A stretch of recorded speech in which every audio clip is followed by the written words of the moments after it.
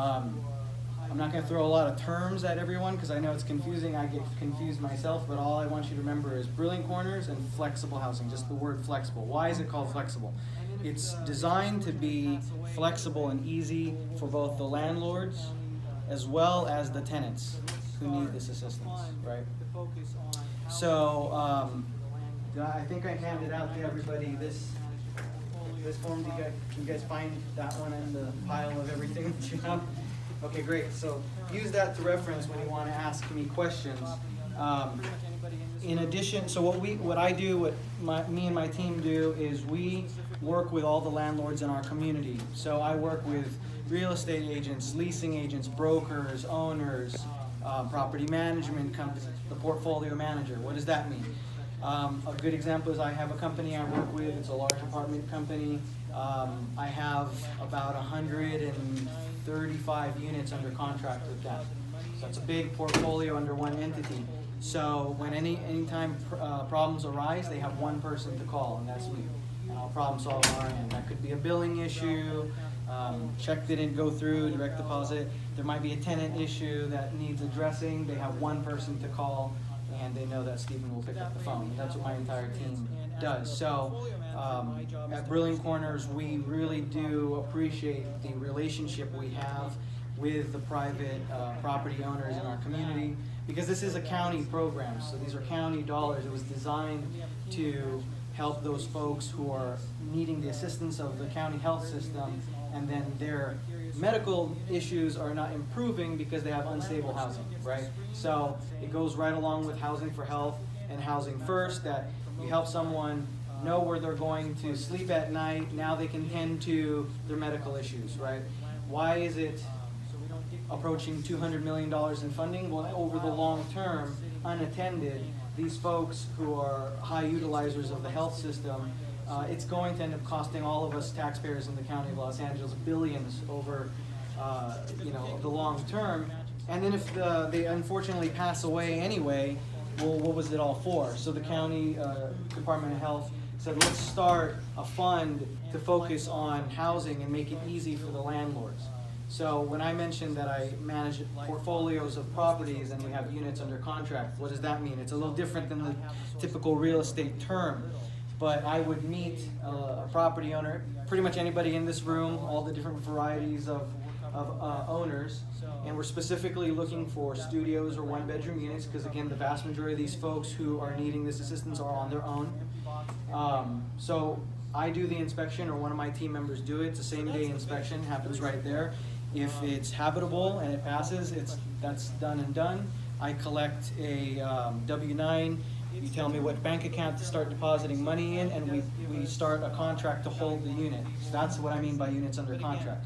So that we have already a portfolio of units that are available throughout LA County, all over. So from Antelope Valley all the way to Long Beach, wherever it's LA County, that's where we contract units.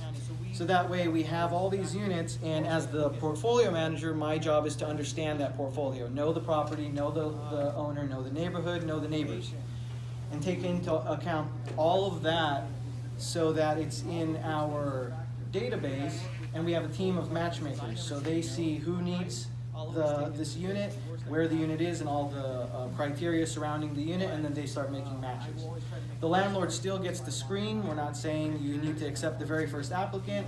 As a matter of fact, I promote to my housing partners to please do your due diligence in doing your screening process. Be an active landlord. So we don't dictate that. You do your screening process. All the while the unit's sitting vacant, we're paying on it. So if it takes me 4 months to find a suitable match, so be it. But that doesn't happen. We find good matches because we do strategic matching. So I will take into account the specifics on each portfolio and make sure that they know who to refer to this unit to put in an application. And it's a lifelong fund too. So these folks will be receiving this assistance lifelong, because most of these folks, again, they're from the county health system, so they might not have a source of income, or it might be very little. So they may only pay their portion, might only be, I've seen $25 is the portion of rent, but we're covering the rest. So So that way the landlord is also covered. The unit goes vacant again, it's put under contract, the empty box is getting paid on regardless. Okay, that's the best way I can put it. So that's the basics. It's very simple actually. So I welcome any questions you guys might have. Yes? What do you pay and how is it determined? It's determined by, we look at fair market rates. So the county does give us a guideline table of pricing, but again, keyword, it's flexible. So best way I could put it, if a unit is in Metro LA, it'll be priced a little different than it was in Glendale. Glendale's part of LA County, so that counts too, although it's not. So it's everywhere that's LA County. So we look at those factors. We're also going to look at the factors like the condition of the unit, the location, what's near the unit, is there transportation. All of those things will factor. The way I work with my portfolio partners is I never say no to a price. I'll always take it to the table. The worst that can happen is it gets rejected and we renegotiate. But I will always try to make the best argument. So I want to come out and I want to take good pictures and I want to, develop a good, profile of the landlord. One thing that does weigh heavily when getting pricing approvals is the screening criteria. So again, it's a lifelong fund, and when the unit's vacant, I'm covering it anyway under contract. So the money is guaranteed. So we ask that, one major thing with is that if somebody has poor, that's a given. I mean, that's why we're helping. If somebody doesn't have employment currently or low income, that can't be a factor because we're the guarantor of the money, right? So looking at things like that, because I will come across, unfortunately, property managers or owners who want to show me a unit that the door is hanging off the hinge, and I saw this last week, and wants an exuberant price for that. And that's just not realistic. And then also wants 650 credit score. It's like, what are we trying to do here? Does that make sense to anybody in this room? If you had 650 credit score or even less and the door is hanging off the hinge, can I ask you to buy? Okay, so these are real stories. It's funny. It's funny, yeah. You're only in the county of Los Angeles and you're only in the city? No, not necessarily. Not necessarily, because we have flexibility for HIP. Some of our clients are able to move into county jurisdiction and into Inglewood and Long Beach. So we have certain certificates that have a type of mobility role that allows them to live outside of city limits, the same way that other homeless programs have the same. So yeah, so ours is not limited to, just similarly, it's not limited to county territory. The cities that are in LA County as well. So Long Beach, every city that's within LA County and the city of LA is where we house. This wouldn't be for, because again, it's tied to the County of Los Angeles health system, right? So we wouldn't be placing people in Riverside County. That we operate another version of this out there. But yeah, so any city within LA County, so Gardena, LA, Long Beach, like I mentioned, El Monte, Covina, right? Okay. Any other questions? You can take that incorporated and unincorporated list and kind of go based off of that, and I think you have to be able to have some service provider nearby. You don't want to have someone who's having services in Long Beach going all the way to Lancaster. No, good point, because again, all the folks that are in this fund are also connected lifelong to social services. So the landlord always has an account manager to go to, the client always has a social worker to go to, and so factors that will be taken into account when making a suggestion of an applicant to look at a particular unit, we will take into account, again, strategically, where if they have employment, where is that? Where's their doctor? We're not going to have somebody who all their services are in Metro LA and ask them to move to Palmdale. That just doesn't make sense, right? So if I had a used building, I could just contract some of those with you? Yeah, exactly. So you tell me I've got 5 one-bedrooms ready to go and move in ready. I'll come take a look at them and then put them under contract and just start paying you on it. And then that buys you time too to do that strategic screening. So we'll do our best matchmaking so that we're sending applicants that would be a good fit, but then you do your screening as well, keeping in mind the certain things that I mentioned that we're guaranteeing, right? We'll also furnish the unit, we'll put in appliances if necessary, get the utilities and everything. double security deposit, that's standard. No, so, we're 100% funded by LA County. So yeah, we're a nonprofit organization. We're headquartered, our operation runs out of downtown LA, and our main headquarters is San Francisco, is where we started. Yes? Does that work for mental health patients also? Yes. Yeah, so the main qualifier for folks who are getting this funding is that they're high utilizers of the county health system and the county mental health system too.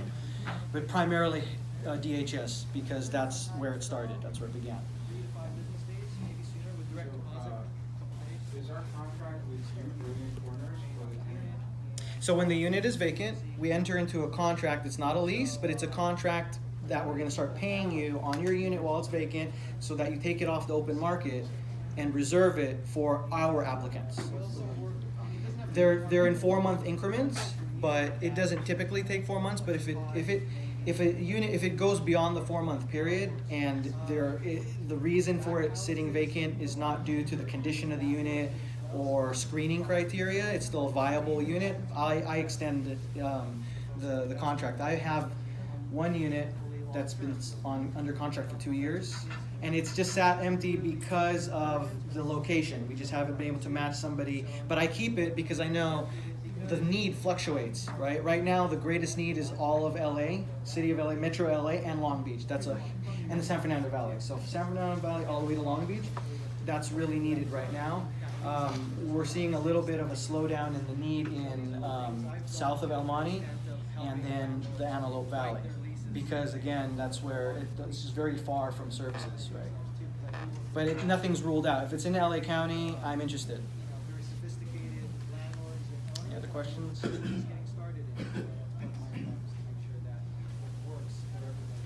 Let me make sure I didn't miss anything.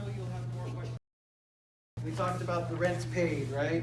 Security deposit, I'll do double security deposit. That's standard, right? Did you talk about that you guys are inspecting the unit versus the housing authority? Yeah. So we do the inspections ourselves. So the day I come and see the unit, that's the inspection happening. So there's no housing authority inspection. Yeah, we pay for the furniture and the appliances. And then direct deposit, of course. You just tell me where you want the money deposited, and I'll start putting it there. And the turnaround time is about 3 to 5 business days, maybe sooner with direct deposit, a couple days. And then you just start getting, paid on the unit and start seeing new applicants. So, how many people have studios or 1-bedrooms currently? Okay, great. And we also work, and it doesn't have to be an apartment building too. If it's a 1-bedroom unit that is like a 4-plex, a cottage maybe, duplex, those detached units, that all works. Back houses and garage conversions, that works as well, as long as it's properly zoned by the city and it has its own address, because the folks that's their home, that's going to be their home hopefully long term, so they're going to be getting mail and all that. So it just needs to be, I've seen some really great conversions, but they just didn't get it zoned by the city. So unfortunately we weren't able to work with it because, and part of being